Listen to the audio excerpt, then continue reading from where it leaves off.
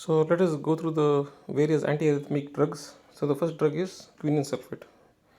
Quinine sulfate.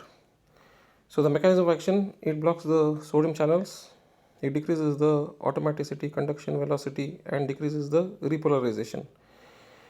It also decreases the phase O depolarization, increases the action potential during the effective refractory period.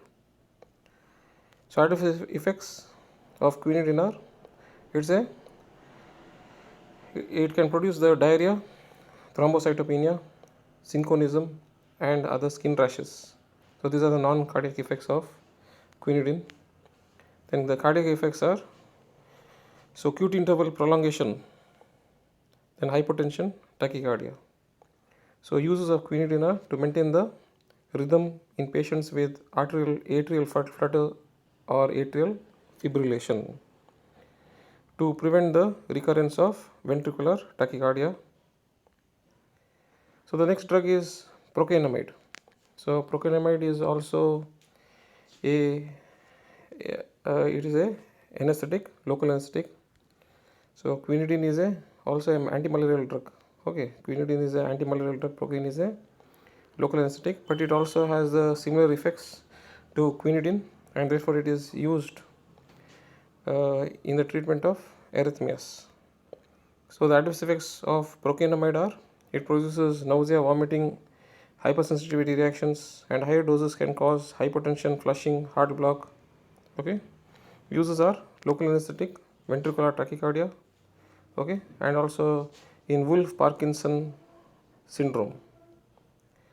So the next drug is disopyramide phosphate. Disopyramide phosphate. So you can see the structure in slide number 10. Okay, so 11, in the slide number 11 we have the synthesis. Okay, we have the synthesis. The adverse effects of this drug are, it can produce glaucoma. Precipitation of glaucoma means it can induce the glaucoma, constipation, dry mouth, and urinary retention. Uses ventricular arrhythmias. Okay, it is mainly used in atrial fibrillation.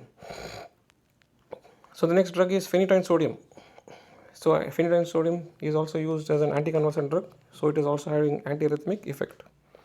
So mechanism of action, it elevates the seizure threshold in the motor cortex by limiting the post-tetanic potentiation of synaptic transmission. So it also blocks the sodium channels, thus prevents the influx of sodium. So adverse effects are nausea, stomach pain, loss of appetite, poor coordination, increased hair growth, okay, then sleepiness, then self-harm, so bone marrow suppression. So these are some of the adverse effects. Uses are status epilepticus, tonic-clonic seizures, so related to epilepsy, and also it is used in cardiac arrhythmias. So in the slide number 18 we see another drug that is a local anesthetic, that is lidocaine. So it is also known as lignocaine. So you can see the structure in slide number 18. Okay, so here we also have the structural activity relationship on slide number 19. On slide number 19 we have the structural activity relationship. Okay, so you can go through this. So coming to the mechanism of action, it stabilizes the neuronal membrane by inhibiting ionic fluxes required for the initiation and conduction of impulses, thereby affecting local anesthetic action. Okay, so even the SAR is quite important of this drug. Okay, so you can see how the structure is divided into the lipophilic portion, intermediate chain, hydrophilic portion. Okay, so here it is explained regarding the SAR.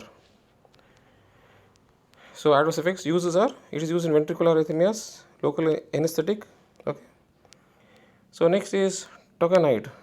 Okay, so you can have a look at its structure. Tokainide. So the mechanism of action is similar to lidocaine or lignocaine. So similar, the adverse and uses are also similar. So the next drug is mexiletine hydrochloride. So it prolongs the refractory period by delaying the recovery from the inactivation of sodium channels.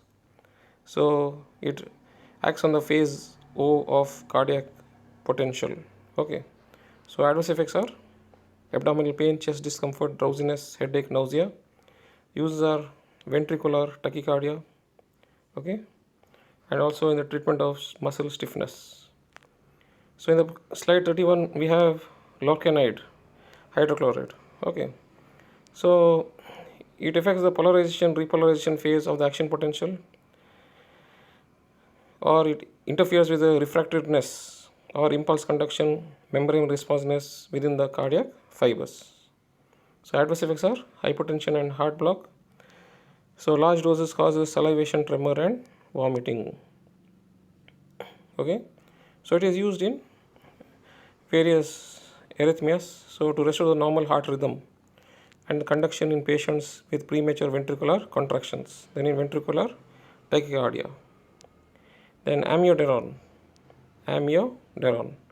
So it blocks the sodium and calcium channels, it blocks the potassium channels, it blocks the alpha adrenergic channels, okay, and it also depresses the SA node, and also it prolongs the ERP, prolongs the repolarization and refractiveness. Adverse effects are fatigue, tremor, unsteady gait, nausea, vomiting.